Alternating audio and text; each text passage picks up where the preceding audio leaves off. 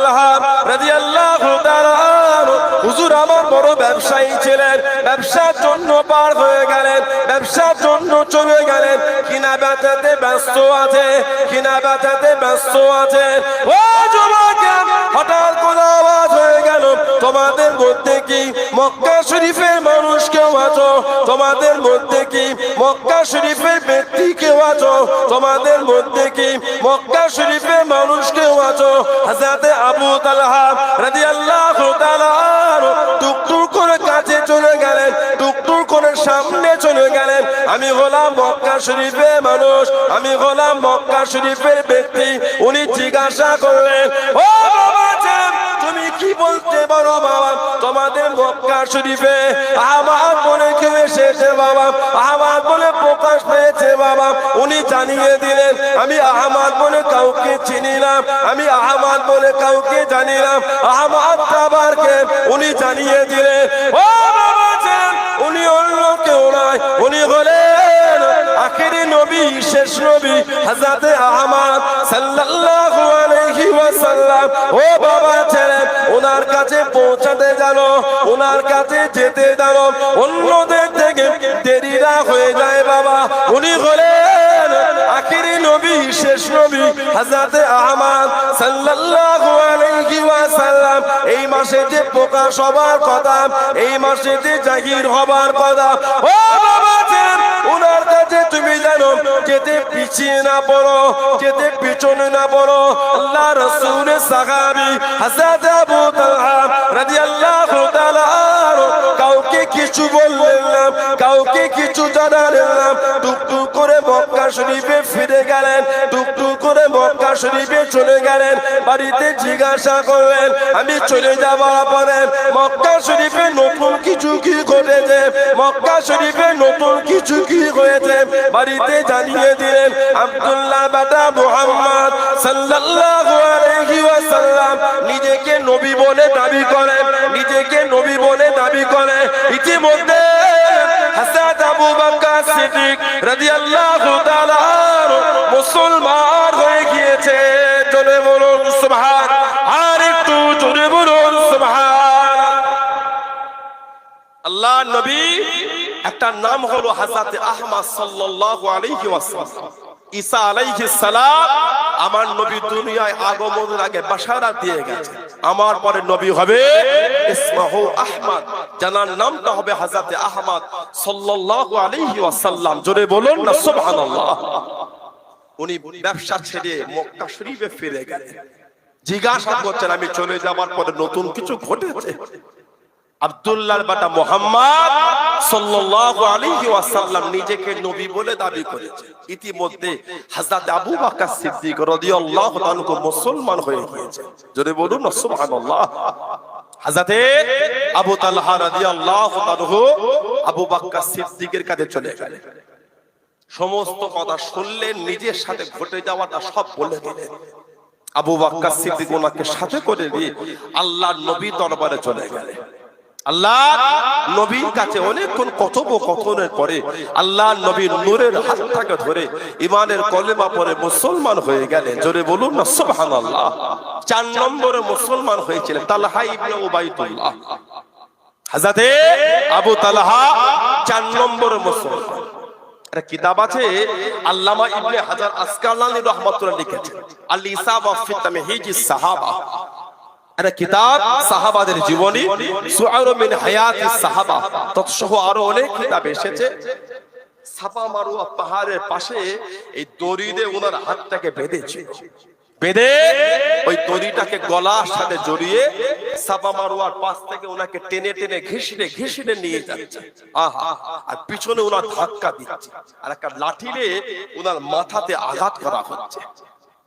যারা আল্লাহর কাবা শরীফ তাওয়াফ করতে এসেছেন, জিজ্ঞাসা করতেন এই যুবকটার অন্যায়টা কি, একে এভাবে কষ্ট দেয়? কারণ জবাব দিচ্ছে নিজের বাপদাদা ধর্ম ছেড়ে মুসলমান হয়েছে, ইসলাম ধর্মকে মেনেছে। কাফের বেদিন বেঈমান মুশরিকদের জলল মেটেন। কিতাব এসেছে একটা খুঁটিতে ওনাকে আর আবু বকর সিদ্দিক এই দুজনকে একটা খুঁটিতে বেঁধে মেরেছিল। বলেন না নাউযুবিল্লাহ, জোরে বলেন আস্তাগফিরুল্লাহ। হযরতে তালহা ইবনে উবাইদুল্লাহ উনি আবার হলেন আবু বকর সিদ্দিক হুজুরের জামাই। হযরতে আবু বকর সিদ্দিক রাদিয়াল্লাহু আনহু, ওনার মেয়ে ছিল তিনটি।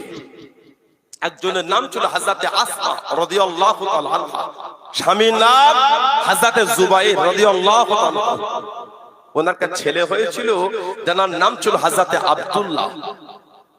কিতাব এসেছে হুজুর যখন দুনিয়ায় ভূমিষ্ঠ হয়েছিলেন, গোটা মক্কা শরীফে খালি সাহাবারা তাকবীর দিয়েছিলেন, রাস্তা ঘাটে পথে মোড়ে খালি তাকবীর দিচ্ছে। জোরে বলবেন না? হযরতে আব্দুল্লাহ ইবনে জুবাইর রাদিয়াল্লাহু তাআলা, হাজ্জাজ বিন ইউসুফ, ইয়াজিদের পরে হাজ্জাজ বিন ইউসুফ, যার হাত সাহাবাদের রক্তে লাল, এত সাহাবাকে শহীদ করেছে, বলেন না নাউজুবিল্লাহ। এই হাজ্জাজ বিন ইউসুফ হযরতে আব্দুল্লাহ আল্লাহু তাআলাকে শহীদ করেছিল। পা দুটোকে একসাথে বেঁধে কাবা শরীফের পাশে মাথাটাকে নিচের দিকে করে ঝুলিয়ে রেখেছিল, পা দুটো উপর দিকে তুলে, আর বলেছিল যতক্ষণ আমার কাছে আসমা এসে মাপ না চাইবে এইভাবে লাশটা ঝুলবে। হযরতে আসমাকে খবর দেয়া হলো তোমার ছেলের লাশ পা দুটো উপর দিকে করে মাথাটা নিচের দিকে করে ঝুলিয়ে রেখেছে। হযরতে আসমা রাদিয়াল্লাহু তাআলা আনহা শেষ জীবনে চোখে একটু কম দেখতেন। উনি বললেন না, আমি মাপ চাইবো না। একদিন দুদিন কেটে গেল, উনি কাঁদতে কাঁদতে ছেলের লাশের কাছে চলে গেছেন। মা ছেলের লাশে হাত বুলান আর বলেন, এখনো কি সময় হলো না? আল্লাহ দিলে সৈন্যদের এখনো কি সময় হলো না? উটের পিঠ থেকে, ঘোড়ার পিঠ থেকে নিচই নামা। হাজ্জাজ বিন ইউসুফকে বলল, পরিবেশ ভালো না, লাশটাকে নিচই নামিয়ে দেয়। হাজ্জাজ বিন ইউসুফ হযরতে আব্দুল্লাহ লাশটাকে নামিয়েছিল। কিতাব এসেছে উনি দুনিয়ায় আগমনের পরে গোটা মক্কা শরীফে খালি সাহাবারা তাকবীর দিয়েছিল। জোরে বলবেন না? কারণ মক্কার কাফের বেদীনগুলো জানিয়ে দিয়েছিল, ও যুবকেরা, ও আমার মুরব্বি বাবারা, আল্লাহ নবী সাহাবাদের শুনিয়ে দিল, আল্লাহ নবী সাহাবাদের জানিয়ে দিল, তোদের বাড়ির মহিলাদের পেটে বাচ্চা হবে না, তোদের বাড়ির মহিলাদের পেটে গর্ভেতে সন্তান আসবে না, তোদের বাড়ির মহিলাদের উপরে আমাদের দেবতাদের অভিশাপ, আমাদের দেবদেবীদের অভিশাপ, তোদের বাড়ির মহিলাদের পেটে সন্তান হবে না। ও যুবকেরা, আল্লাহ রাসূলের সাহাবী হযরতে আসমা রাদিয়াল্লাহু তাআলা গর্ভেতে সন্তান চলে এলো, পেটেতে সন্তান চলে আসলো। হযরতে আসমা রাদিয়াল্লাহু তাআলা সন্তান কানা প্রসাব করে দিলেন, সন্তান কানা প্রসাব করে দিলেন। ও যুবকেরা, আল্লাহ রাসূলের সাহাবারা এত খুশি হয়ে গিয়েছেন, এত আনন্দ পেয়ে গিয়েছেন, মক্কা শরীফের অলিতে গলিতে, মক্কা শরীফের রাস্তায় রাস্তায়, মক্কা শরীফের অলিতে গলিতে আল্লাহ নবী সাহাবা তাকবীরের ধ্বনি তুলে দিলেন, তাকবীরের আওয়াজ শুনে দিলেন। হে মক্কা মদিনা, হে মক্কা বেঈমান কাফেররা, তোদের দেবতাদের অভিশাপ, তোদের দেবদেবীদের অভিশাপ আমাদের বাড়ির মহিলাদের করে লাগে না। আল্লাহ রাব্বুল আলামিন আমাদের বাড়ির মহিলাদের পেটে সন্তান পাঠিয়েছেন। জোরে বলুন সুবহান, আর একটু জোরে বলুন সুবহান।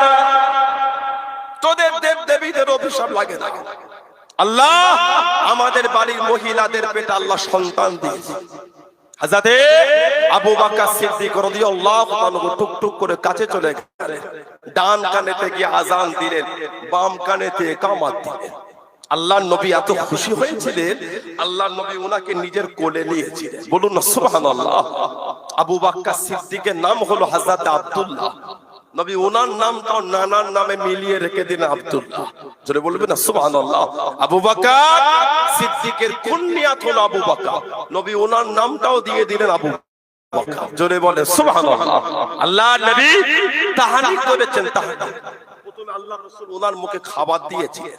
কিতাব এসেছে আল্লাহর নবী নূরের মুখের মধ্যে একটা খাজুর নিলেন, খাজুর তাতে করে চিবিয়ে চিবিয়ে নরম করে আল্লাহর নবীর লালা শরীফ মাখা, থুতু শরীফ মাখা খাজুর নবী পাক নিজের মুখ থেকে বার করে টুক টুক টুক টুক করে নিজে হাতে করে আল্লাহ রাসূল ওনার মুখে দিচ্ছেন। আল্লাহর নবীর লালা শরীফ ওয়ালা খাজুর আল্লাহর নবী নিজের মুখ থেকে বার করে ওনার মুখে দিয়ে আল্লাহ রাসূল খাওয়াচ্ছেন। জোরে বলুন, আর একটু জোরে বলা গেল না? হযরতে আসমা রাদিয়াল্লাহু তাআলা আনহা, সিদ্দিক আকবরের আরেকটা মেয়ে ছিল হযরত উম্মে কুলসুম। হযরত উম্মে কুলসুম রাদিয়াল্লাহু তাআলা আনহা, ওনার সাথে বিয়ে হয়েছিল হযরত তালহা ইবনে উবাইদুল্লাহ। হযরত আবু তালহা রাদিয়াল্লাহু তাআলা, কিতাব এসেছে আল্লাহ রাসূলের সাহাবী হযরত আবু তালহা রাদিয়াল্লাহু তাআলা, হুজুর আমার রাত্রিতে বাড়িতে পেরেশান হয়ে আছে, বিছানায় ঘুমাতে পারছেন, উঠছেন বসছেন একটু হাঁটছেন আবার শুচ্ছেন। বিবি জিজ্ঞাসা করলে কি ব্যাপার, এত চিন্তিত আপনি, ঘুমাতেও পারেন না, কিসের আপনারা তো চিন্তিত?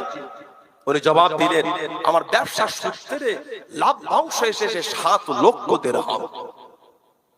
ব্যবসায় লাভ এসেছে 7 লক্ষ দিরহাম। আমি চিন্তা করছি এত টাকা নিয়ে আমি ঘুমাবো কি করে? সুবহানাল্লাহ বললেন। আর একটু জোরে বলা গেল না? আমাদের ঘুম হয় না, টাকা ইনকাম করব কি করে? আর হুজুরের ঘুম আসে না, এত টাকা নিয়ে আমি করব কি? সুবহানাল্লাহ বলেন। আর একটু জোরে বলা যাবে না? আমাদের টাকার চিন্তায় ঘুম হয় না। কথা ঠিক বলছি না ভুল বলছি?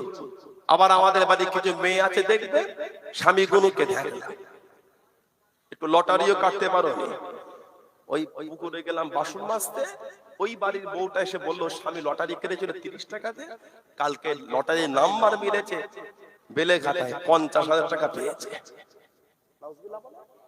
বলবেন না? এই মেয়েকে নিয়ে কিন্তু থাকা খুব মুশকিল। হাসি না, না না, সানাউল্লাহ সিদ্দিক আপনাকে হাসাতে আসে, কৌতুকের জায়গা না, এটা হাসিরও জায়গা। জানবে ওই মেয়ে কিন্তু আপনাকে টেনে জাহান্নামে নিয়ে যাবে, কোন রাস্তা নেই। ওই মেয়ে আপনাকে টেনে জাহান্নামে ঢোকাবে। সমাজে আমাদের বাড়িতে কিছু কিছু মেয়ে এমন আছে, এত জঘন্য, লা হাওলা ওয়ালা কুওয়াতা ইল্লা বিল্লাহ। স্বামীটা রাত দিন রক্ত পানি করে ফেলেছে, 500 টাকা রোজ, 400 টাকা রোজ, আর বউ সারাদিন বাড়িতে বসে বসে ফেসবুক ঘাটে, ইউটিউব ঘাটে, হোয়াটসঅ্যাপ ঘাটে, ইন্টারনেট ঘেটে, ওনার জামা পছন্দ হলো, এটা পছন্দ হলো, ওটা পছন্দ হলো, ওগুলি স্ক্রিনশট করে করে স্বামীর হোয়াটসঅ্যাপে চলে যাচ্ছে, এটা আমার লাগবে। কোথা থেকে দেবে না দেবে বলতে পারছে, লাগবে। যা শুরু করেছে, স্বামীদের একটা করে কিডনি বিক্রি করে বউর শখ মেটাতে হবে। আস্তাগফিরুল্লাহ বলে, জোরে বলবেন, লা হাওলা ওয়ালা কুওয়াতা ইল্লা বিল্লাহ। আপনার বাপ দেখলো না যখন আপনাকে ওই ছেলেটার হাতে তুলে দিল, আমার জামাইটা কত ধনী না গরিব, দেখেই তো দিয়েছে। আপনি আপনার স্বামীর কষ্ট বুঝলেন না, আপনি আপনার স্বামীর মেহনত বুঝলেন না। হযরতে নিজামউদ্দিন আউলিয়া রাহমাতুল্লাহ, ওনার জামানার একটা মেয়ে হযরতে নিজামউদ্দিন আউলিয়া রাহমাতুল্লাহ, জানেন হুজুরের মাজারটা কোথায়? দিল্লি। হুজুরের মাজারে ঢুকতে বাইরে একটা মাজার আছে, ওটা কার বলেন তো? জানেন আপনারা? নিজামউদ্দিন আউলিয়া হুজুরের মাজার, এই গেটে ঢুকতেই বাইরে কার মাজার? ওটা ভারতের তোতা পাখি কাকে বলে বলেন তো? মাজার কোন আমির খসরু, ওনার লকাব ভারতের তোতা পাখি আমির খসরু। উনি হলেন নিজামউদ্দিন আউলিয়া রাহমাতুল্লাহ আলাইহির প্রধান খাদেম ছিলেন।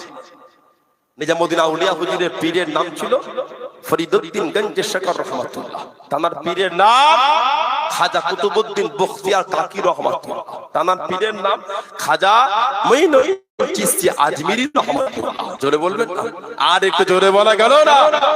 হযরতে খাজা কুতুবউদ্দিন বখতিয়ার কাকি দিল্লির বাদশাহ ওনার মুরিদ হয়ে গেছিল, শামসুদ্দিন আলতামাশ রাহমাতুল্লাহ। সুবহানাল্লাহ বলবেন না?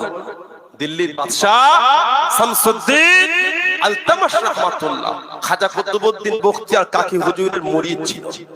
দিল্লির বাদশাহ রাজ দরবারে আছে, বিচার করছে, একজন মহিলা ওই রাজ দরবারের বাইরে কান্নাকাটি করে। হুজুর জিজ্ঞাসা করে পাঠালেন, কি ব্যাপার, কাঁদছে কেন? বললে হলো মেয়েটা 2 মাসের বাচ্চা, আমার ইজ্জত লুটে নিয়েছে, এখন আমাকে এই বাচ্চা নিয়ে নিতে অস্বীকার করছে, এই বাচ্চা নাকি তার নয়। হুজুর বলে মেয়েটাকে ভিতর আসতে দাও। এই মেয়ে, কি ব্যাপার? না, এই আমার 2 মাসের বাচ্চা, যার ওরসে বাচ্চা এসেছে সে এখন আর নিতে চাইছে না, অস্বীকার করছে। শামসুদ্দিন আলতামাশ উনি জিজ্ঞাসা করলে, তার নাম কি? আমার শাসন এত বড় অন্যায়। মেয়েটা জবাব দিচ্ছে, নাম বলতে পারি, শোনার ক্ষমতা তুমি রাখো না। নাম শুনবে, ক্ষমতা না, আর বিচারও তুমি করবে না। হুজুর বলে, নাম বলো। জবাব দিচ্ছে, এই বাচ্চাটা হলো তোমার পীর খাজা কুতুবউদ্দিন বখতিয়ার কাকির বাচ্চা। ওহ, গোটা রাজ দরবারটা থমথমে হয়ে গেছে। হযরতে শামসুদ্দিন আল তামাশ চোখ দিয়ে টপ টপ করে পানি পড়ছে। আল্লাহ, যারা আপনি আমাকে নোংরা থেকে আল্লাহ এই জায়গায় আনালেন, তার নামে আজকে এই তোহমত। এই মেয়ে কি বলছো জানো? ওই বললাম, নাম শোনা জুররা তুমি রাখো না, ক্ষমতা। সাক্ষী কয়েকজন মুনাফিক উঠে বলে, হ্যাঁ হ্যাঁ দেখেছি, আমাদের তাহাজ্জুদের নামাজের বাহানায় পাঠিয়ে উনি ওনার বাড়ির পিছন থেকে ঢুকেছে, দেখেছি। নাউজুবিল্লাহ বলে, জোরে বলবেন না। খাজা কুতুবউদ্দিন বখতিয়ার কাকির কাছে খবর চলে গেল। আল্লাহর ওলি খাজা মঈনুদ্দিন চিশতি হুজুরের খলিফা টুক টুক টুক টুক করে কানতে কানতে রাজ দরবার ঢুকছে। সবাই দেখে হুজুরকে উঠে পড়ছে। হুজুর কেঁদে ফেলে ইশারা করছে, বসো, আজকে ওটা লাগবে না। কেন? আজকে রাজ দরবার আমি পীর হিসাবে আসিনি, আজকে রাজ দরবার আমি আসামি হিসাবে এসেছি, আজকে আমি পীর হিসাবে আসিনি। মেয়েটার কাছে গেল, এই মেয়ে, আমি তোমাকে তো চিনিও না, তুমি আমার নামে তোহমত। রাত্রিরে তুমি আমার কাছে বাড়ির পিছন থেকে এসে এই বাচ্চা এখন তুমি অস্বীকার করছো। হুজুর কিছু বললেন, সময় নিয়ে নিলেন বিচার। টুক টুক টুক টুক করে রাজ দরবার থেকে বার হয়ে হুজুর বাইরে চলে গেলেন। হুজুরের খাদেম বলে, হুজুর ওঠেন, ঘোড়ার পিঠে টেনে টেনে নিয়ে যায়। হুজুর বলে, ঘোড়া চাপে হেঁটে হেঁটে দিল্লি একটু ঘুরবো। দিল্লি হেঁটে হেঁটে হেঁটে হেঁটে ঘুরে আদমি শরীফের দিকে মুখ করে, খাজা হুজুর তখন হায়াতে, ওই দিকে মুখ করে কাঁদছে, হুজুর আমি কুতুবউদ্দিন লাওয়ারিস না, আমি কুতুবউদ্দিন, আমি লাওয়ারিস না, যে যার ইচ্ছা মনে হবে আমার নামে তোহমত দিয়ে দেবে। আমি কুতুবউদ্দিন, আমার নামে জিনা তোহমত দিয়েছে। হুজুর আপনি কুতুবউদ্দিনকে শুকাতে বলেতে আমি শুকিয়েছি, রোজা রাখতে বলেছে রোজা রেখেছি, রাত জেগে ইবাদত করতে বলেছেন করেছি। হুজুর যা বলেছেন তাই।